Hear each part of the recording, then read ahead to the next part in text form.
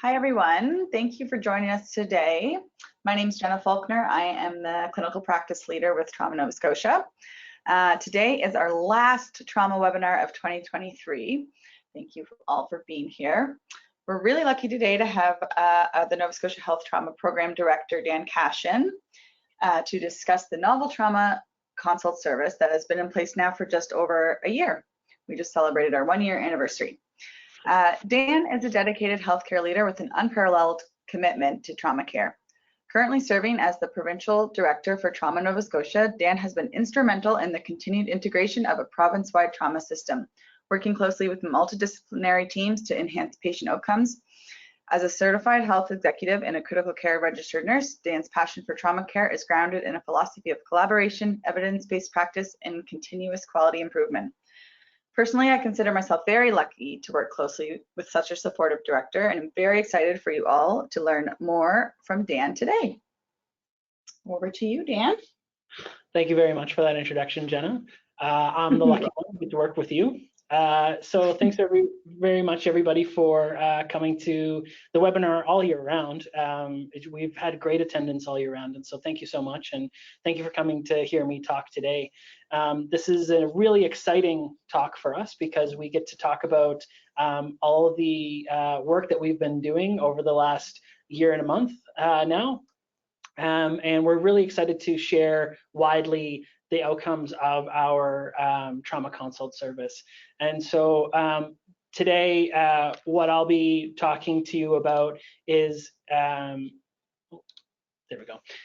It's just to introduce what we were planning on with the trauma consult service, some of the strategy and innovation that we thought of when we were planning this out, key outcomes for the first year and how we set our evaluation framework, some of the success stories from providers and patients, some of the data analysis and interpretation that we have from our first year, and then finally we'll go into our future directions and initiatives, and you'll have a chance to ask me some questions. So the consult service was originally thought of actually before I was a part of the program. Back even pre-COVID, what was happening was there was a lot of work that being put into delivering high standards of care to our trauma patients. But the trauma patients were facing significant challenges after admission. Our existing model at the time, though, was focused on successfully resuscitating patients, and it didn't include any inpatient care outside of that. So that contributed to increasing patient mortality, longer hospital stays, and higher costs when we look into how we were doing across Canada, especially when we were comparing ourselves to other level 1 trauma centers in larger jurisdictions.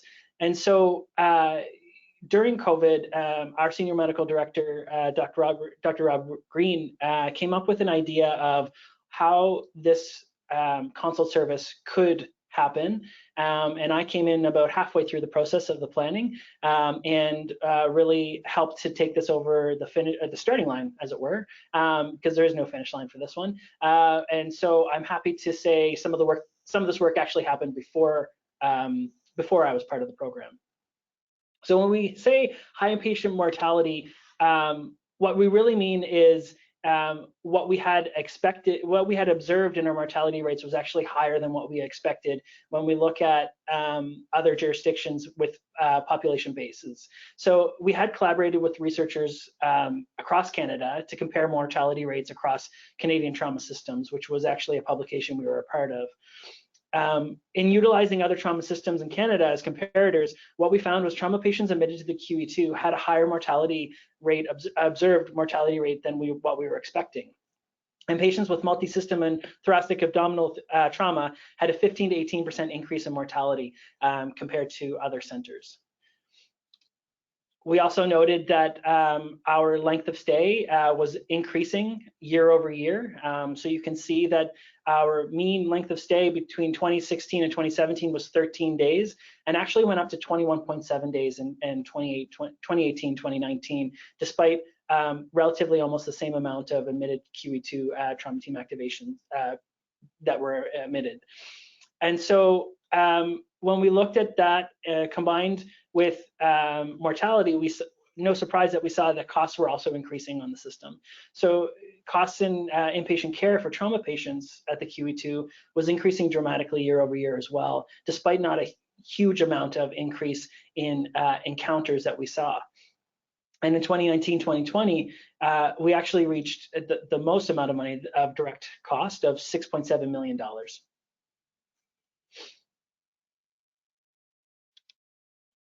And so when we looked at this data and we looked at how we were going to address these issues, we really needed to make goals in mind. And so we were a very goal-oriented program. And so what we decided was there was some key measures that we really wanted to accomplish by an intervention that we were planning. So first was inpatient mortality. We really wanted to see a reduction of mortality rate by 1 to 3%.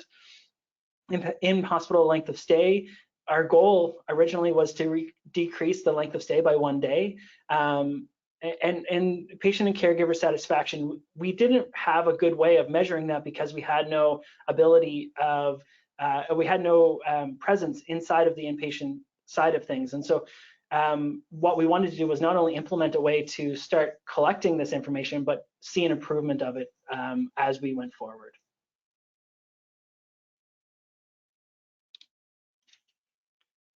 But the challenge was there's really no opportunity for a trauma unit. When you look at the literature and you look at other jurisdictions, one of the big things that it says is that a trauma unit dedicated to trauma patients with personnel that are specifically trained in trauma has the best outcomes for admitted patients.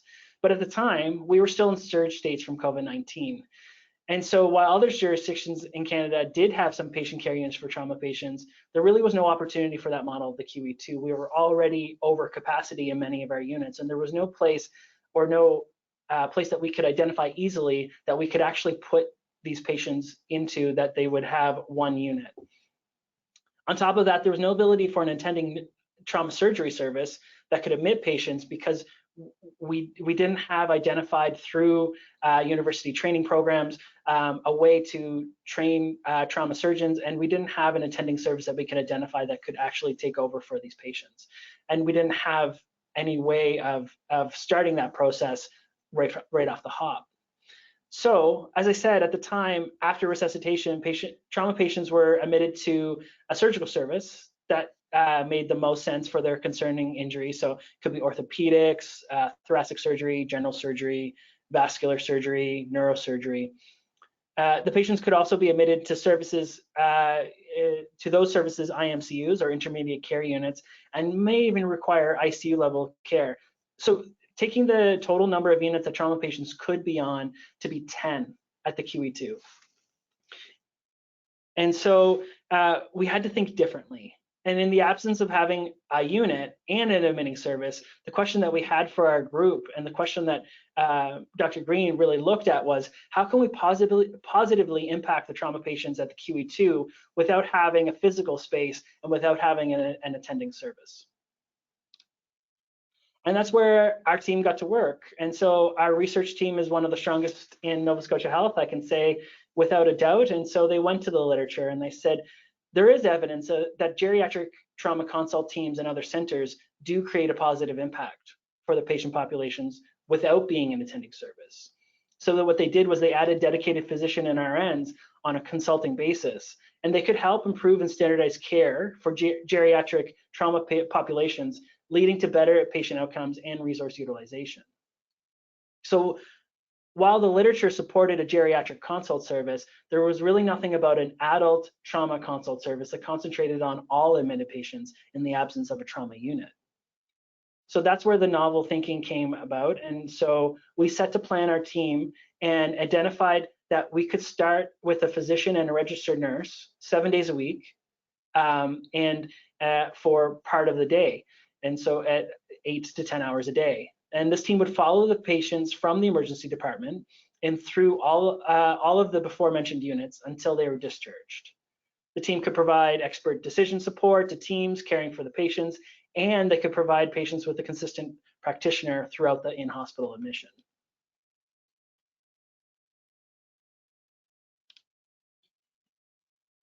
So we took the registered nurse and we said, okay, we will have one registered nurse during the daytime, during the hours of 7:30 to 3:30. But we really recognized that the physician model needed the most change. So previously there was a trauma team leader on for 24 hours a day, and they responded to trauma team activations at the QE2 emergency department at any time during their shift. And once the patient was admitted to a service, the trauma team leader would then finish up any outstanding tasks and then go home to be called in again. What was different for our proposed model was that we would have an in-house trauma consultant available during the daytime hours, so during 0700 to 1700. The physician would continue to respond to trauma team activations in the emergency department, but in addition to that, would also review and make suggestions for all admitted trauma patients at the QE2. So the trauma team leader would then take over at 1700 and provide on-call coverage that we would classically have seen with our previous model. This allowed for every day for our patients to work and have the same physician work 7 consecutive days for continuity of care. We took this model and we said that we would try it out at first, and then if we need to make any changes to it, we would be adaptive and make any changes. But for that, we needed to decide, what are we evaluating? What are we doing to measure our success? And going back to the data that we had, really, this is what we decided on. We decided that we would measure on quality, efficiency, survival, and cost. So more specifically for quality is, how do patients and providers receive the service? And how could we use their real-time feedback to improve our team? So we created a simple 5-star survey like you would see on Amazon or you would see on any website, and created a few domains on efficiency, timeliness, quality of care. And we asked providers, patients, and families to fill it out using a QR code that we had printed onto some small cards. So all of our team would carry these small cards around with them, and as they had interactions with either providers or patients or families, they would say, hey, can you get your phone out and scan this and let us know how we can improve? The goal was to get 50 surveys completed in a week, and most weeks we were able to achieve that. Then the leadership team would review the survey responses and monitor any feedback so that we could incorporate any of the feedback into our practice. In terms of system efficiency, really we were looking at how can we decrease the length of stay for all patients. So we really looked at calculating this by using our patient list for the service for the year, and we compared it to pre-COVID length of stay, just so that, you know, complications from COVID weren't confounding the information. Survival is pretty self-explanatory, but we also compared our survival rates to the pre-COVID figures that we had for admitted trauma team activations, just so that it was very apples to apples in terms of what we were seeing, and COVID wasn't a confounding factor. And then finally, we worked with our finance department to calculate the direct healthcare costs of trauma patients who were admitted to the QE2. And so what we used was, how much was that total direct cost compared to what it was in the previous year.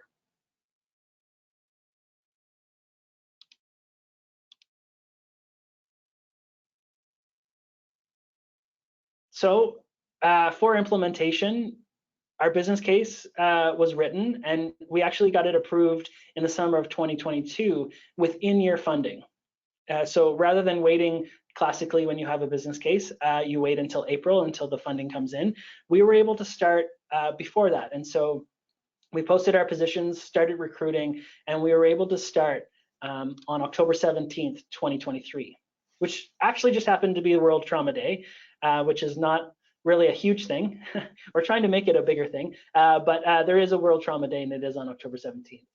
So while Dr. Green, who's our senior medical director, had been completing soft launches in the weeks prior to learn some of the complexities of the patient flow, the team actually started together on the 17th, and they started to see patients in both in the patient units and in the emergency department. We as a leadership team weren't far away. We worked really closely with clinicians on the consult service to learn how we can make positive differences for patients and providers.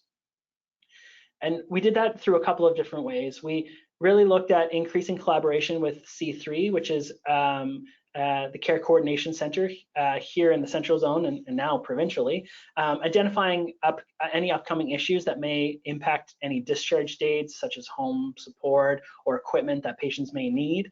And then we were able to identify outstanding injuries of patients earlier in admissions to prevent delays in transfer or discharge.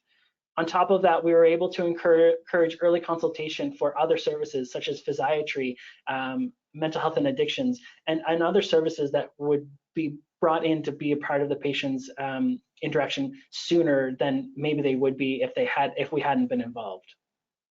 I think the most important of all, though, we were alongside of our patients every day of their admission, and we're able to provide consistent presence on their team as they progress through the system. A lot going through critical care, so ICU, into an IMCU, into a ward, and then either to rehabilitation or to home.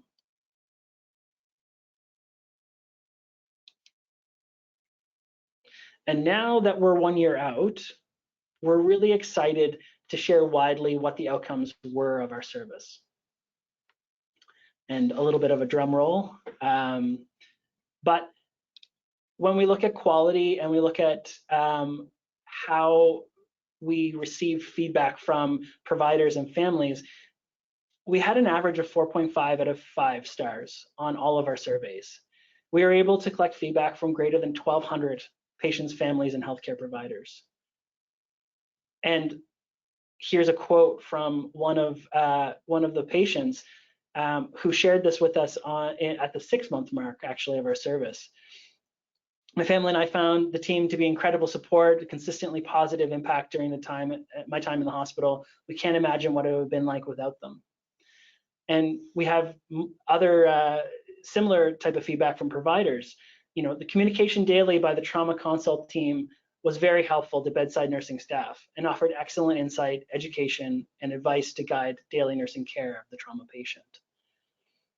The quality surveys were really important, and how we grounded ourselves to say, how are we doing with our patients? And we needed to listen to those patients' interactions because we needed to know how we can help them the most of all.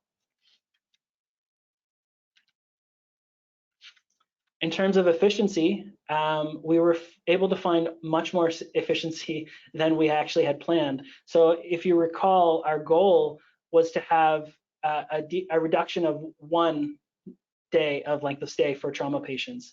And actually, we were able to achieve an average decrease of 7.9 days per patient. And that resulted in a savings of 1,880 bed days per year when we looked at how many patients that we had in the year that we implemented this service. These two gentlemen on the screen, so on the left is Dr. Adam Harris, who's our Medical Director of Education and also one of our trauma consultants and trauma team leaders. And on the right is one of our trauma nurses, Brad. And this was in the early days of the trauma consult service because it was in our old office. But this is what our uniforms look like as well. We really wanted to go and make sure that our branding was on, so everybody knew who we were. But these are some of the great clinicians that we have here in the program that we're really happy with. Survival rates, we had a relative increase in the survival of admitted patients at the QE2 for trauma of 9.3%. And this picture and snippet was from a Saltwire article that was written on one of our patients and her interaction from her family member with our service. And so really we were happy to be a part of all of the great people involved with our service, but we were also really touched by the feedback that we were getting again when it came to these injuries and these significant injuries that our patients were going through. And then finally, when we look at cost, we were able to decrease the cost of the service. And I know we don't usually think about reducing healthcare costs when we're implementing a new service. we actually found that we were able to save approximately $2 million through the efficiencies that were realized with lower length of stay for our patients. So while you could say it's a decreased cost, what we like to look at is the increased value of the healthcare dollars that were put into our service. And those dollars were actually allowing for space to be used to treat other surgical patients that need care in our service. And so while we had that reduction in direct healthcare costs, we like to focus more on the value, although it is quite amazing that we were able to reduce the direct cost by that much and over that short amount of time.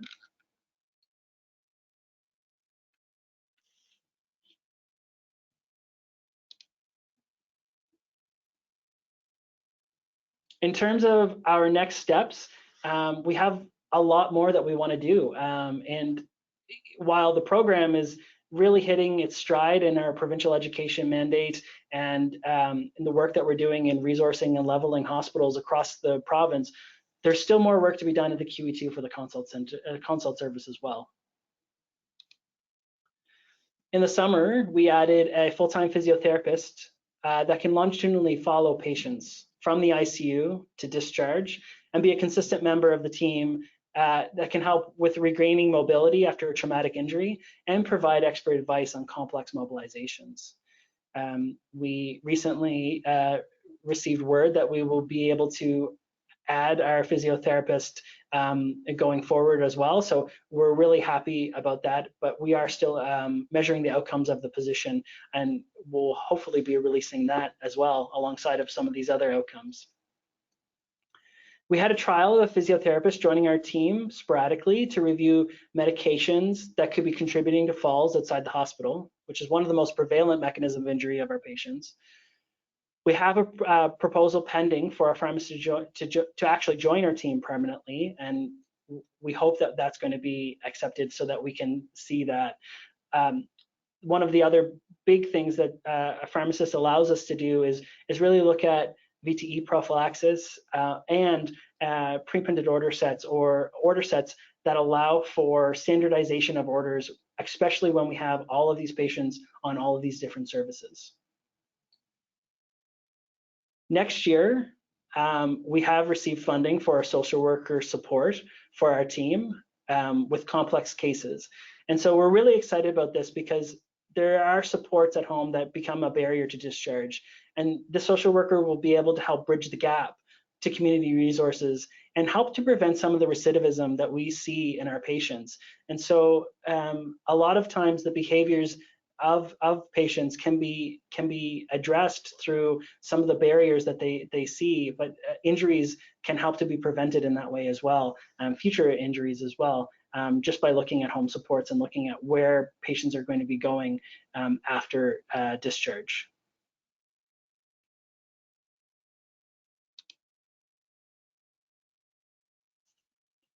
So we're also working with site leadership at the QE2 and admitting services of our patients to start to cohort our patients onto one unit.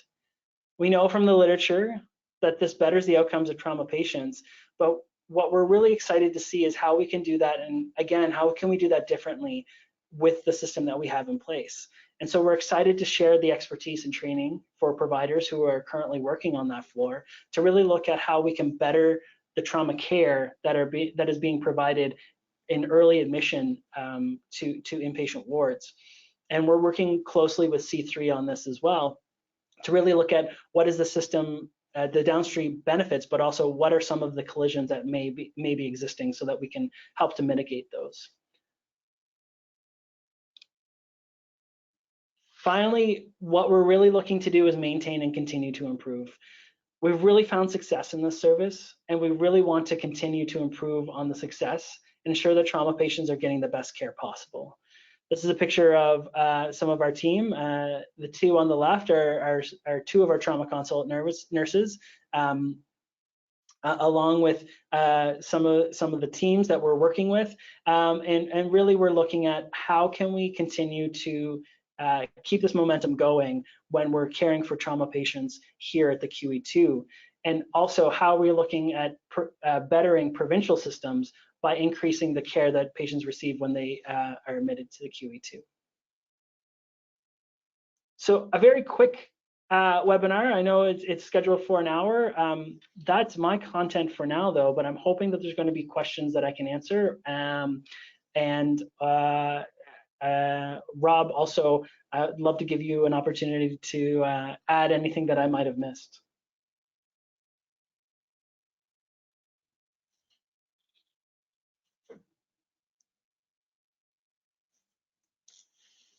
That was great, Dan. Nothing to add. Happy to answer questions. Yeah, please feel free to write any questions in the chat or in the question section there. You can send them privately to myself or to the entire audience, and I will kind of relay them off to Dan and Rob as they come in, if anyone has any questions.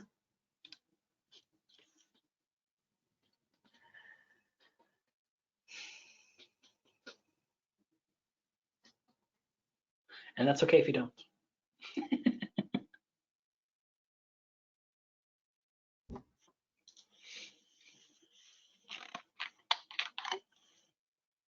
Hey, it's Jason Emsley here. Can you guys hear me? Yes. Yeah, great stuff and great presentation. Thanks for sharing this with everybody, Dan. I'm just wondering, you said there was a lot of literature about the benefits of these kind of services for geriatric trauma, and I'm just wondering, was there any kind of subgroup analysis to see, did you have a bigger impact as far as costs and follow-up, et cetera, with the benefits more with our geriatric population or with certain other age groups? Just wanted to see where the biggest impact was. Actually, Jason, what a timely question, because we're currently working with the geriatric service here to identify exactly what you're describing.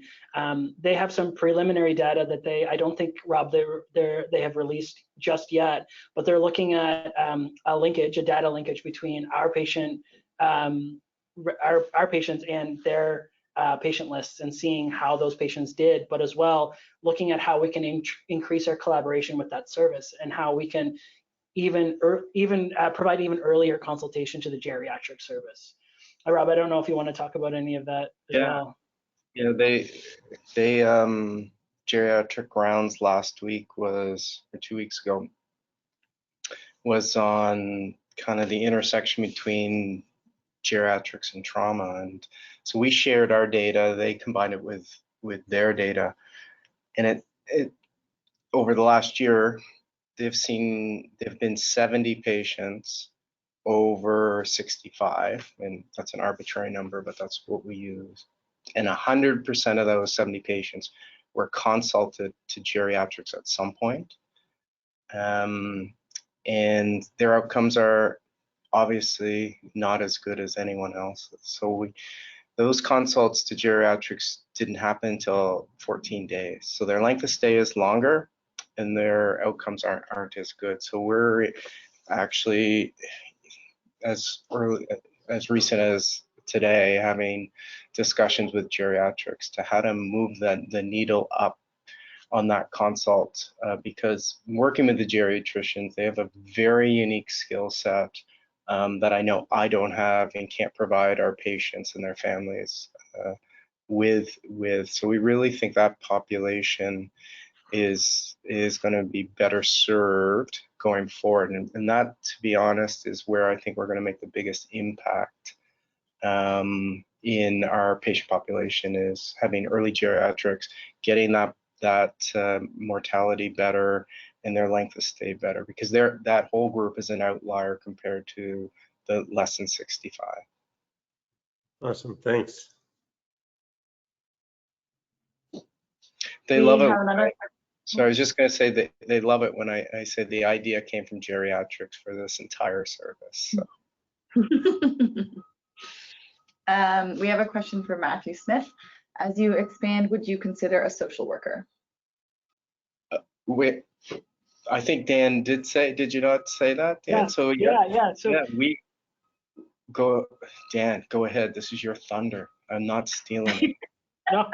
I mean, yes, so we had the same thought, and so we did put in a request for funding for that, and we did receive funding for it. I think some of the the issues and some of the recruitment issues that we're encountering is that there's still a lot of vacant social worker positions within the QE2. And so really we're going to have to compete, unfortunately, with the already competitive landscape of trying to attract someone to the service. But once we have somebody, we have no doubt that we're going to be able to increase or better those outcomes, particularly after discharge. And I don't necessarily know if it will be all of the benefits will be seen on the inpatient side of things, but when we're releasing these patients out into the community and they feel better supported because working directly with a social worker that is used to working or it works with trauma patients, I think that there's a lot of benefit to that. And so, yeah, we'll be adding to that as soon as we possibly can. Yep, dedicated 0.5 social worker longitudinally following our patients from emerge to discharge. How could it not help? It's going to be great.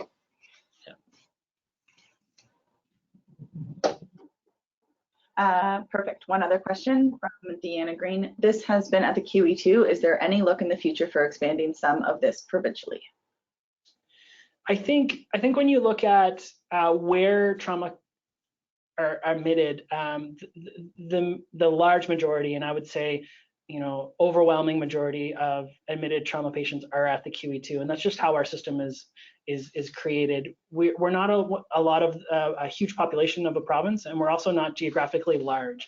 And so for those two reasons, other provinces have other multiple level 1 centers in the province that would admit trauma patients and have the surgical capacities for those patients. Here in Nova Scotia, what we generally will see is, especially at the start or directly after resuscitation, trauma patients are admitted to the QE2. I think there's a lot of leveling and scaling that we can do with some of the benefits that we see. I don't know if consult service would be right for all of the facilities here in Nova Scotia. I think when looking at that, it might look like something different. And that is something that we're exploring for our next proposal, is looking at regional and zonal trauma resources in terms of personnel that can go out and they can help with some of these intricacies around trauma patients in regional sites and taking advantage of the resources that are there, but also providing better education to just-in-time practitioners. I don't know if you wanted to add anything to that, Rob. I would say we don't do a good enough job of highlighting that this is a provincial service as it is, right? All of our trauma patients, major trauma patients who come into this trauma service need to be admitted to a level 1 center. And so the system works really well. We're right population, right size, province geographically, and Halifax right in the middle where everyone can come and we can dedicate service. So it is provincial. I think, Dan, it's worth mentioning that one of our plans going forward on the provincial piece is embedding kind of a trauma navigator in each zone to help with education, to help with quality, to help with repatriation and stuff that we can all get better with in each of our zones. Yeah, absolutely. Perfect. And just one comment from Hillary Ferguson. Fantastic work, guys. No question, just support for the service. And no other questions. Yeah. Okay. Good. Thank you so much. Can we give Dan a compliment on his suit and his junior lawyer kind of look today? Yes. Great job, Dan. Thank you. Very well. Thank you, everyone, for joining us, and we'll see you in January 2024. Gosh, 2024. Thank you. See ya.